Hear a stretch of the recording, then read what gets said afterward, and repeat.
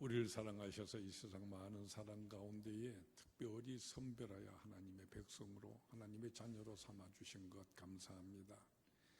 우리에게 허락하신 거룩한 주님의 날에 우리 모두 하나님 집 베들로 모여서 예배함으로 하나님의 그 크신 사랑이 내게 임하고 있음을 우리가 늘 깨달으며 더욱더 찬송하며 우리 앞에 그 표대를 향하여 믿음의 달려갈 길을 더 힘차게 달려가기를 소망합니다. 이 예배를 통하여 우리의 그와 같은 넘치는 은혜를 베풀어 주시고 또 이제 하나님의 말씀을 우리 마음속에 새겨 듣고자 합니다.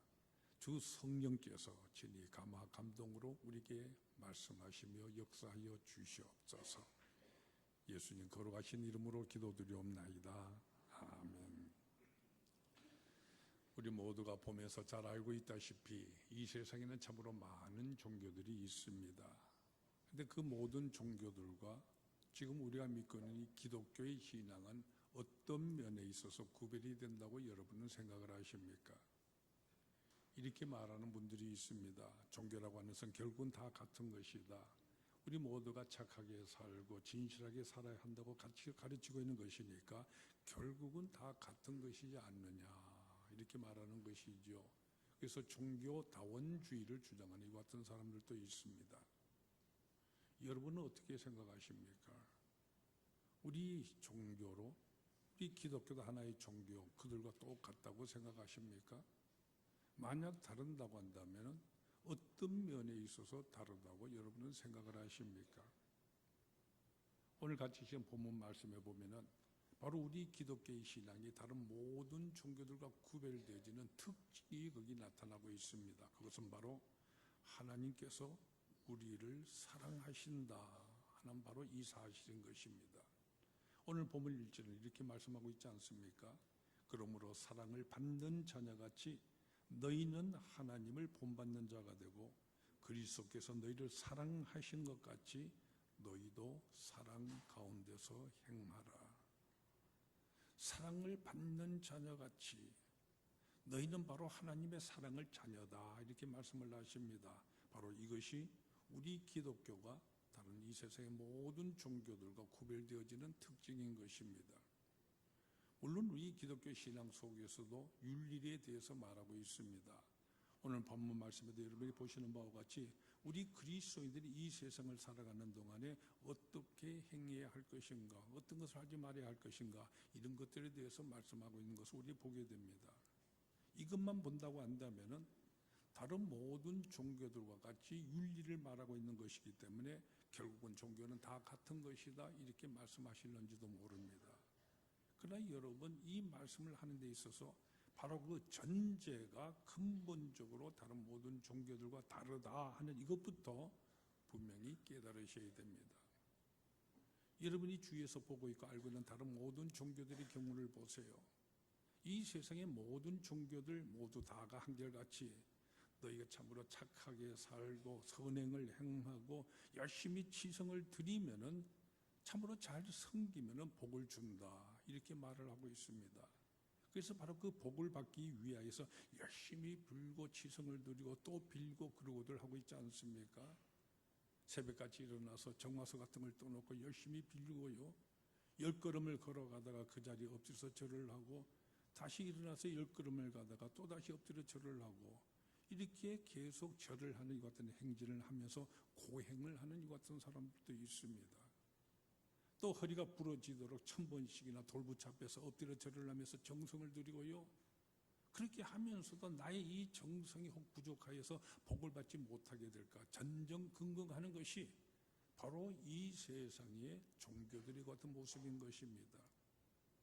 우리가 먼저 드리고 있는 이 정성을 보아가면서 그것이 가상하게 여겨진다고 한다면은 그래야 그들의 신이 있다 여기 있다 하면서 복을 준다. 바로 이 같은 내용이 되는 것이죠. 우리가 믿는 하나님은 그 같은 분이 아니십니다. 먼저 우리를 사랑하여 주십니다. 사랑받기에 무자격한 우리들일지 모르지만 먼저 우리를 사랑하여 주십니다. 그리고는 이러한 사랑을 받았으니 이제는 그 사랑을 받아 너희도 이렇게 사랑하라 하시는 것입니다. 이것이 바로 우리 기독교 윤리의 근본인 것입니다. 우리 기독교 윤리에서 근본이 되는 십계명 이것만 해도 여러분 보십시오. 십계명 말씀이 어떻게 시작하고 있습니까? 우리가 십계명 말씀을 보게 되어졌을 때에 어떻게 우리에게 말합니까? 이 율법을 너희들이 잘 지키면은 너희가 구원을 받게 될 것이고 너희가 이 율법을 그대로 지키지 아니하면 망하게 된다. 이렇게 말하고 있지를 않습니다. 십계명 말씀이 기록되는 출애굽기 20장 2절 이하에 보게 될 것 같으면은 십계명은 이렇게 시작하고 있습니다. 나는, 이것은 하나님이시죠. 나는 너를 애굽 땅 종되었던 집에서 인도하여 낸 네 하나님 여호와니라. 너는 나 외에 다른 신을 내게 두지 말아라. 바로 이것이 근본입니다. 내가 먼저 너희를 사랑하였고 내가 먼저 너희를 구원하여 내었다. 다시 말하면은 우리는 이미 구원을 받은 사람이란 것입니다. 이것이 먼저입니다. 오늘 본문에서도 너희는 하나님의 자녀다. 구원을 받은 하나님의 자녀이다. 이렇게 말씀하고 있는 것 우리가 보게 되지 않습니까? 사실 부모와 자녀의 관계, 그것은 이런 것입니다. 여러분의 자녀 다 가지고 계시고 여러분이 모두가 어떻게 자녀를 대하십니까? 우리가 자녀하였었을 때에 낳아놓고 난 다음에 길러가는 가운데 공부도 잘 하고요. 그래서 얼굴도 예쁘고 똑똑하게 되어지면은 말을 아주 잘 듣고 어느 수준에 이르게 되어지면은 그때 가서 보고 그래서 우리 집에 호적이도 올리고 이제부터 너는 내 아들이다, 내 딸이다. 여러분 그렇게 하십니까? 그렇지가 않죠. 낳자마자 아무것도 아닌 핏덩어리 그대로 내 아들로 내 딸로 그대로 호적에 올리는 것입니다. 낳자마자 너는 바로 내 아들이다, 내 딸이다. 그러고서 거기서부터 출발을 하는 것입니다. 그런 거로 만약 어떤 부모로서요 자녀들에게 자기 아들과 딸에 대해서 무슨 윤리적인 기준이 있다고 한다면 그것은 너는 바로 내가 사랑하는 아들이니 내 아들답게 이렇게 살아다오. 너는 나의 사랑을 이렇게 받고 있으니 이렇게 살아다오. 다만 이런 것뿐이지 않습니까? 우리 그리스도의 삶의 대전제가 바로 우리는 바로 하나님의 자녀요 사랑받은 자녀다 하는 이것입니다. 바로 여기에서부터 출발하는 것입니다. 그렇기 때문에 우리 그리스도의 삶의 근본은 우리가 무슨 일을 해도요 두려워 사는 그런 것도 아니고 어떤 보상을 받기 위한 그런 것도 아닙니다. 오직 하나님의 자녀라고 하는 바로 이 정체의식부터 출발하는 것입니다. 나는 바로 하나님의 자녀다. 그것도 바로 하나님의 사랑을 받는 자녀다 하는 이와 같은 정체의식입니다. 하나님이 세상을 이처럼 사랑하사 우리에게 독생자를 먼저 주셨으니 이렇게 말씀하시지 않습니까? 이와 같은 최고의 사랑을 내가 받고 있다는 이와 같은 긍지, 이와 같은 자랑, 그러한 감격을 우리 그리스도인들은 다 가지는 것입니다.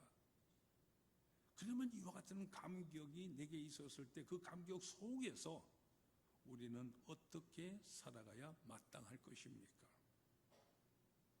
오늘 본문 말씀은 너희가 사랑을 받았으니 이 사랑 가운데서 행하라 말씀하십니다. 요새 보면은요 바로 이 사랑을 받지 못해서 문제가 되는 경우가 참으로 많은 것을 우리가 보게 되지 않습니까?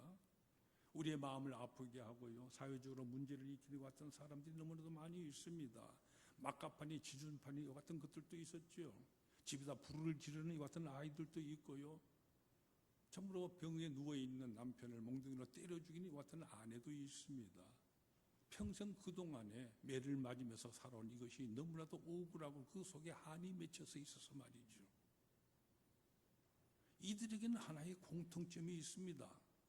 사랑을 받지 못해서인 것입니다.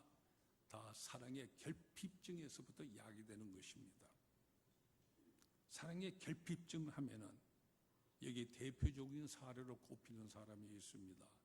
여러분이 아실 것이죠. 바로 영국의 다이애나 왕세자비입니다. 여러분 다이애나 왕세자비 하면은 여러분 다 알고 계시지 않습니까? 저는 20세기 이 말쯤에요 떠들썩하게 전 세계를 요란하게 했던 어떤 분입니다. 뭐 다이애나 신두름이나 말까지 생기게 하는 모든 사건들, 바로 그가 결혼과 또 이혼과 또 죽었는 것 얼마나 굉장했습니까? 결혼식 하는 장면을 TV에서 보았었는데요. 웨스트민스터 사원이 그야말로 화려하게 했었지요. 근데 생각해 보세요. 이제 누가 저들에게 말해서 누가 돈을 벌라고 했습니까? 나가서 일을 하라고 했었습니까? 그저 자기가 왕세자 비로소 그 자리만 믿고 매일같이 지내기만 해도 평생을 잘 살아갈 텐데, 근데 세상에요, 그렇게도 화려한 생활을 하는 것 같았는데 그런 가정이 깨어져 버렸습니다. 또 그 여자는 비참하게 죽고 말았습니다. 문제는 왜 이와 같은 일이 있었느냐 하는 이것입니다. 여기 대해서 내로는 많은 학자들이 연구를 하였고 그 내용을 하나하나 그 원인을 들어가면서 발표한 것들이 많이 있는데, 그들이 내리는 대부분의 결론의 핵심은 이것입니다. 이 두 사람 모두가 다 사랑 결핍증 환자였다는 것입니다. 찰스 왕자의 경우를 보세요. 그의 어머니는 엘리자베스 여왕입니다. 대영 제국의 국왕이시기 때문에 바로 자기의 어머니인데도 그 얼굴 출산 똑바로 제대로 쳐다보지 못하고 그러고 자라났습니다. 제대로 한 번 얼굴을 대면해 보지도 못했습니다. 그 사람 주위, 찰스 왕자 주위에 가까이 있는 사람이라고 하면요, 그저 가정부라든지 가정교사단 이 같은 사람들이었고 이들 틈에서 자라나게 됩니다. 그리고 너는 앞으로 왕세자이기 때문에 자라나서 왕이 되어야 한다, 이렇게 해서 엄격한 교육을 시켰습니다. 새벽부터 밤까지 말이죠. 이 창수 왕자, 비교적 내성적인 사람이라고 합니다. 그래서 일단은 그 모든 환경이 되지는 수용을 하기는 하였지만은 그러나 그 속 내면에서는 자꾸 삐뚤어지는 것입니다. 여느 아이들처럼 나가서 친구들과 어울려서 마음대로 뛰어놀지도 못하는 것이죠. 어쨌든 배울 것은 다 배워야 한다고 해서요, 사냥도 배우고 낚시도 배우고 사격도 배우고 그리고 이런저런 운동도 다 배웠습니다. 근데 이게 모두 다가 다 프로그램에 들어있어서 거기 따라서 하는 것입니다. 왕으로 자라기 위한 같은 프로그램. 그러니까 그 모든 하는 것에 무슨 재미가 있었겠습니까? 궁중에는 그 많은 사람들이 있었지만요, 그 많은 사람들 속에서 무슨 사랑을 느꼈겠습니까? 어려서부터 그저 철저하게 사랑을 느끼지 못하는 그런 사람으로 살아온 것입니다. 이것이 바로 찰스 왕자라는 것입니다. 또 다이애나라는 이자는 어떤 거 하니까 스펜서라고 하는 이름하는 백장의 셋째 딸입니다. 근데 이 가정도 보통 파탄난 가정이 아니죠. 6살 되었을 때 부모가 이혼을 합니다. 이혼할 때 그 일을 다이애나는 평생 마음속으로 한이 맺힌 대로 기억하고 있습니다. 어머니가 집에서 나가게 되질 때에 울면서 구두에 흙이 묻는 그대로 나가는 모습을 보았다. 이것을 그가 말하고 있습니다. 어쩌다가 어머니를 그 다음에 한번 만나게 될 때가 되지만 그렇게도 반가웠는데 다시 강제로 헤어져야만 하고요. 그래서 울면서 헤어졌던 이 기억이 그 마음속에 그대로 한으로 맺혀 있는 것입니다. 게다가 이 아버지가 세상을 떠난 다음에 계모로 들어왔던 그 여자가 다시 집을 나가버리고 맙니다. 다른 사람과 똑같이 재혼을 해서 그 여자는 3번째 결혼을 하였더라는 겁니다.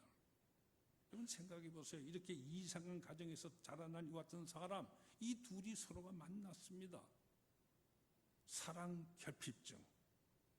어렸을 때 부모의 사랑을 따뜻하게 전혀 받아본 적이 없는 사람들입니다.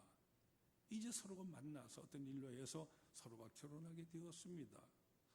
결혼을 하였으니까 이제는 사랑을 해야만 할 것 같은 시간이 되었습니다. 그러나 이 두 사람 사랑을 받을 줄도 모르고요, 전 사랑할 줄도 모릅니다. 그러니까 그 결과가 어떻게 되겠습니까? 우리 모두가 잘 알고 있는 내용 그대로입니다. 여러분 이것을 아셔야 됩니다. 사랑을 받을 줄 모르는 사람은 사랑을 할 줄도 모릅니다. 사랑을 받은 바가 없는 사람은 어느 시간에 누가 나를 사랑한다고 해도요, 사랑을 받는다고 해도 그것이 사랑인 줄조차도 모릅니다. 사랑을 받을 줄 모른다고는 이것 아주 심각한 문제이죠. 사랑을 받을 줄을 모르면 사랑할 줄은 더더욱 모르게 되기 때문인 것입니다. 이런 사람이 어떤 데 남을 내가 사랑한다고 하게 되어졌을 때 그 사람이 사랑이라고 하지만 그것은 사랑이 아니라 집착이 되어버리기가 쉽다고 말하고 있습니다. 그래서 사람을 몹싸게 굴면서 그러면서 그것을 사랑이라고 착각을 합니다. 이렇게 되면 아주 큰일이 나게 되는 것이죠. 우리 사람이란 그 인격도 문제요, 우리 몸도 문제이지만은 그러나 제일 중요한 것은 바로 사랑에 대한 이해, 사랑에 대한 철학, 사랑에 대한 세계관이 이것이 똑바로 서야 하는 것입니다. 그런 거는 우리는 생각해야 됩니다. 하나님의 사랑을 받았다. 바로 이것이 근본이라는 것입니다. 하나님의 자녀된 사람, 이제는 하나님의 사랑을 가득 받았다. 그 사랑을 내 속에 가득 채우게 될 때 나는 바로 사랑받는 하나님의 자녀다 하고 이제부터 그가 바르게 사랑을 하면서 바르게 살아갈 수 있게 되는 것입니다. 오래전 분이긴 합니다만 일본의 유명한 신앙가인 가가와 도요히코라고 하는 이 같은 사람이 있습니다. 이 사람은 고베 시장의 첩의 아들로 태어났다고 합니다. 그렇기 때문에 본초 소생의 형들로부터 어려서부터 구박을 받으면서요, 집안 모든 사람들에게 미운 오리 새끼 취급을 당하면서 자라납니다. 사랑을 받지 못하고 자라난 것이죠. 그렇기 때문에 집에 있다고 해도 항상 쭈그리고 앉아서요, 창밖 구멍으로 내다보면서 길 가는 사람이나 바라보고 있는 것이 그가 하는 모습입니다. 그런데 어느 날 길가에서 노방 전도하는 것을 이 아이가 보게 되었습니다. 전도자들이 뭐라고 얘기하느냐면은 예수를 믿고 하나님의 자녀가 되십시오. 하나님은 당신을 사랑하십니다. 이렇게 외치니까 이 아이가 묻습니다. 첩의 아들도 하나님께서 사랑해 주십니까? 사랑하고 말고요. 바로 이 말에 그럼 나 예수 믿겠습니다. 이렇게 하여서요, 가가와 도요히코라고 하는 위대한 신앙인이 탄생하게 되었던 것입니다. 이 가가와라는 사람이 당한 저서를 보면은 바로 우리는 하나님의 자녀다 하는 이것을 누누이 거기 강조하고 있습니다. 이 세상의 신분이 어떻게 되었든 그가 누구의 아들이든 누구의 딸이든 상관이 없습니다. 예수 믿는 사람에게 그게 중요하지가 않습니다. 나는 첩의 아들이 아니라 하나님의 아들입니다. 예수 믿게 된 달부터 우리는 바로 하나님의 아들이요 하나님의 딸인 것입니다. 바로 이것이 기본인 것입니다.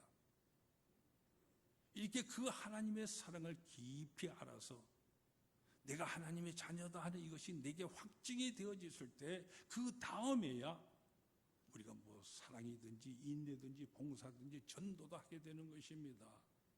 우리가 하는 모든 헌신이나 봉사도 다 이 사랑을 깨닫고 난 그 다음에 얘기인 것이죠. 바로 이 사랑을 깨닫지 못하고 이 사랑을 알지 못하는 사람은 사실 봉사를 한다고 해도요 피곤하기만 합니다. 이런저런 사유가 많고요 이래저래 핑계 대주고 아무것도 할 수가 없습니다. 그런 거로 예수를 믿는다고 한다면은 바로 우리는 하나님의 사랑받는 자녀가 되었다 하는 이 같은 엄청난 특권, 바로 그 정체의식, 여기서부터 출발한다는 이 사실을 잊지 말아야 하는 것입니다. 이제 바로 여기서 여러분 깊이 생각해 보십시오.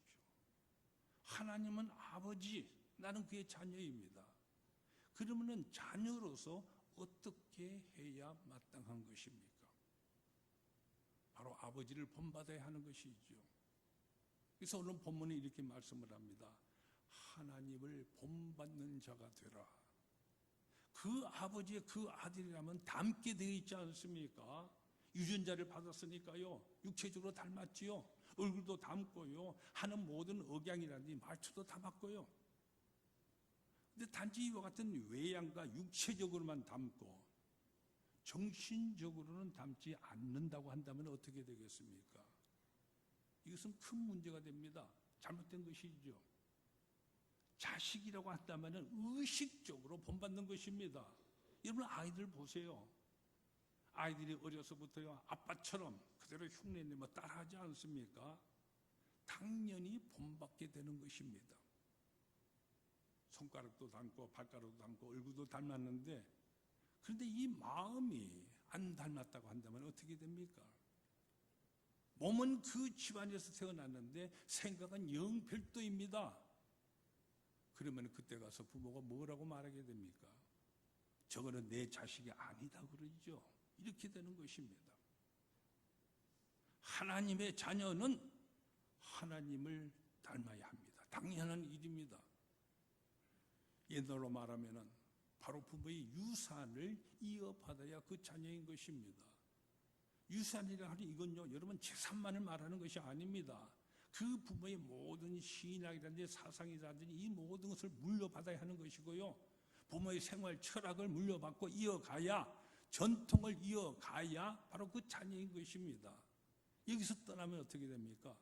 그것은 이방 사람인 것이죠. 버려진 사람입니다. 바로 이런 점을 깊이 생각해야 하는 것입니다. 하나님의 자녀라고 한다면 하나님을 본받는 것입니다. 본받아야만 마땅한 것입니다. 그런데 어떻게 본받을 것입니까? 오늘 본문 얘기 말하는 본받는 이 말, 원어로 보면은 미메시스라고 하는 같은 단어가 쓰이고 있는데요. 이 말은 원래 웅변에서부터 유래된 말이라고 합니다.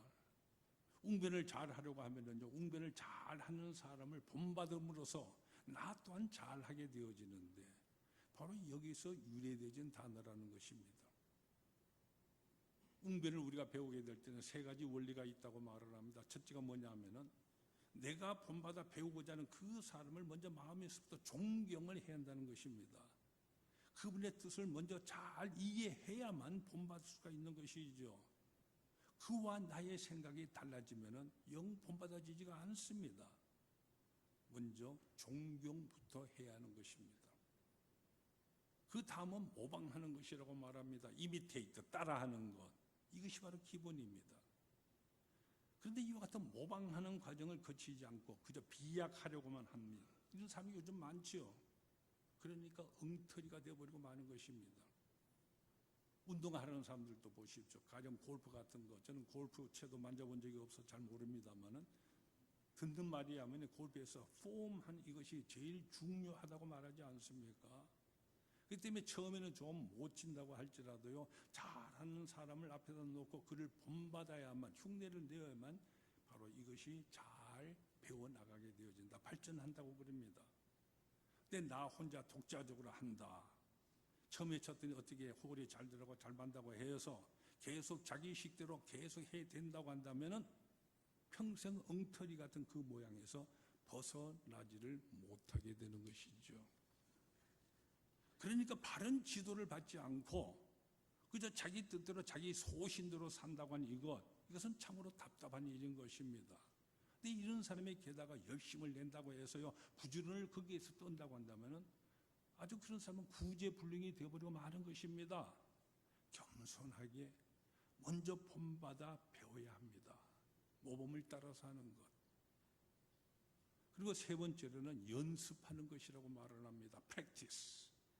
먼저 잘하는 사람이 하는 것을 보고 흉내를 내는데 그저 흉내 한두 번 내는 것이 아니라 그것을 반복하여서 계속 연습을 해야 합니다.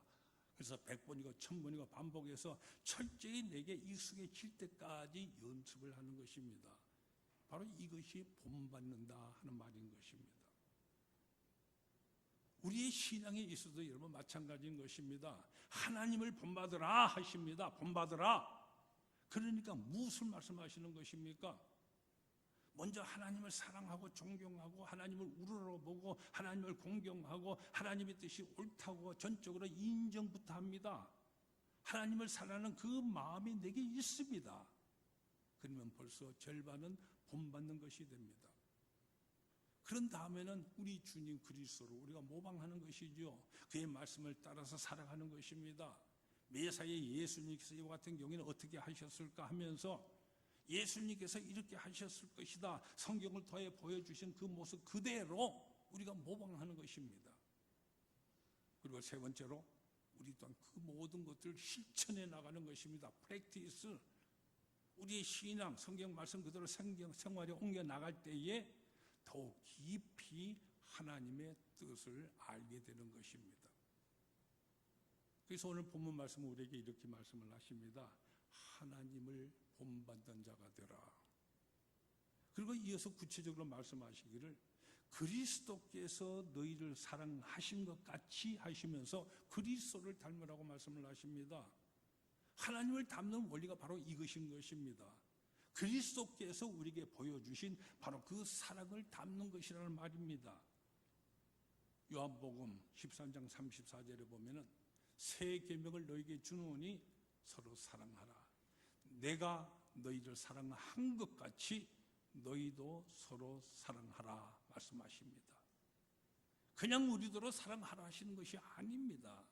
내가 먼저 너희를 사랑하였노라. 우리가 서로 사랑할 이 이유는요, 하나님으로부터 먼저 이 사랑을 받았기 때문입니다. 그리스도께로부터 우리가 이 사랑을 받았기 때문입니다. 거기에 기초를 두고 있는 것이죠. 내게 주신 그 사랑, 받은 사랑, 내가 사랑을 받았다, 이것을 내가 먼저 깨닫고 감격하는 마음으로 실천해 나갈 때에 참된 우리의 믿음의 삶이 되는 것입니다. 6.25 피난 중에 있었던 실화입니다. 1951년 겨울인데 유엔군이 일사후퇴를 하게 되어졌을 때 강원도 철원 지방에서 후퇴하는 유엔군들 속에요, 그때 미국 선교사 한 분이 있었습니다. 피난민들 가운데서 찌차를 타고 눈 덮인 길을 천천히 내려오는 가운데 근데 지나가는 다리 밑에서 아기가 우는 음성을 듣게 되어집니다. 선교사가 차를 멈추고 내려다보니까 거기 한 여인이 벌거벗은 몸으로 웅크리고 숨져 있었습니다. 그러니까 보니까 이 여인의 품 속에 이 여인이 입었던 옷을 하나하나 벗어 꼭꼭 쌓여있는 아기가 거기 울고 있었습니다. 피난길이었죠. 엄동설안에 만삭이 된 몸으로 피난길을 가게 되면서 해산을 하게 되어지는데 그 누구의 아무도 도움을 받지 못한 채 다리 밑으로 내려가서 아기를 낳고는 아무도 없지요. 그때 자기가 입었던 옷을 벗어서 아이를 싸고 또 벗어서 또 싸고 마지막에 그렇게 이렇게 벌거벗은 몸이 되어서 아기를 꼭 품은 채로 숨져 죽어 있는 것입니다. 이 선교사 이연을 갖다가 땅에 묻어주고 아기를 거두어서 양리로 키웠습니다. 그리고 세월이 흘러서 이 아기가 컸었을 때 이 처녀아이를 데리고요, 그 엄마의 무덤을 찾아갔습니다. 마침 찾아간 그때도 한겨울이었는데 무덤 앞에서 비로소 이 엄마에 대한 얘기를 해주었습니다. 바로 이 같은 엄마의 이야기를 듣는 이 처녀아이, 자기가 거쳤던 이 옷들 하나하나 벗었어요. 어머니의 무덤을 덮습니다. 어머니, 그날 얼마나 추우셨습니까? 그리고 목나고 울었습니다. 내가 그토록 큰 사랑을 내가 받았구나. 이 아이는 그것을 깨달은 것이죠. 당신의 옷을 벗어서 나를 감싸주시고 스스로는 알머니 되어서 나를 품으신 채 죽어가신 어머니의 이 사랑 한번 생각해 보세요. 이와 같은 사랑을 내가 받았던 사실을 깨달았었을 때 이 아이 이제는 어떻게 살아가게 되겠습니까? 예수님께서 당신 자신을 버리시고 우리에게 대속물로 주셨습니다. 우리를 대신하여 죽으셨습니다. 내 죄를 대신하여 죽으시고 나를 의롭다 하시기 위하여서 대신 십자가에 매달려 저주를 받으신 것입니다. 참사랑의 뿌리는 바로 하나님께 있습니다. 참사랑의 뿌리는 바로 십자가인 것입니다. 사랑이란 무엇입니까? 사랑이는 이것은 사랑하는 자에 대한 깊은 이해인 것입니다. 그리고 이제는 그를 위하여 내가 희생해 나가는 것입니다. 큰 희생, 봉사하는 것이죠. 내가 자신은 완전히 없어지고 철저히 헌신하고 희생하는 이와 같은 사랑입니다. 그리고 그 위에 이 모든 일을 기뻐하는 것입니다. 사랑은 내가 하는 헌신과 이 봉사하는 모든 것들 결단코 원망하지 않습니다. 언제나 기뻐하는 것입니다. 내가 지금 하고 있는 모든 희생이 있다고 해도 그것조차도 감사하는 것입니다.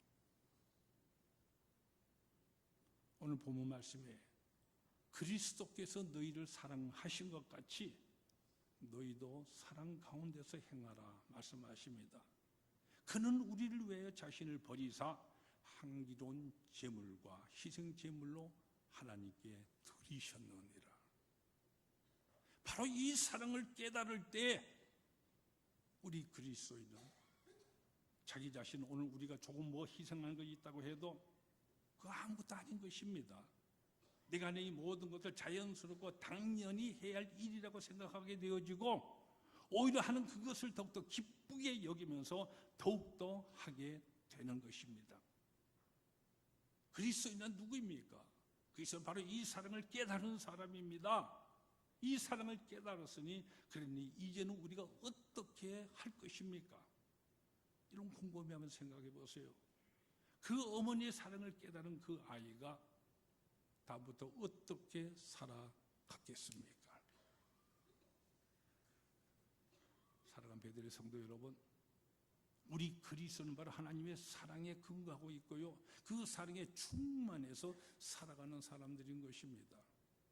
그 사랑이 내게 충만하기 때문에, 그래서 우리는 오히려 이 세상 더러운 가운데 죄악 속에서 언제나 정결하고요, 하나님의 자녀된 이 정체성이 우리에게 확실하기 때문에 불의와 모든 악과 타협하지 아니하고 용기 있게 살아가고 세상 유혹에 빠지지를 않는 것입니다.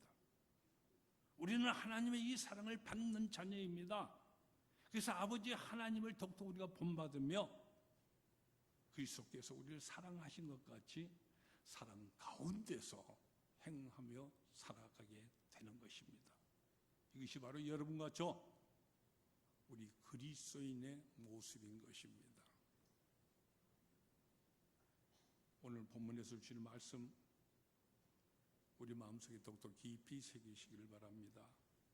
그러므로 사랑을 받는 자녀같이 너희는 하나님을 본받는 자가 되고, 그리스도께서 너희를 사랑하신 것 같이 너희도 사랑 가운데서 행하라. 아멘. 기도하십시다. 우리에게 먼저 넘치도록 베풀어 주신 그 크신 은총과 사랑의 역사를 감사합니다.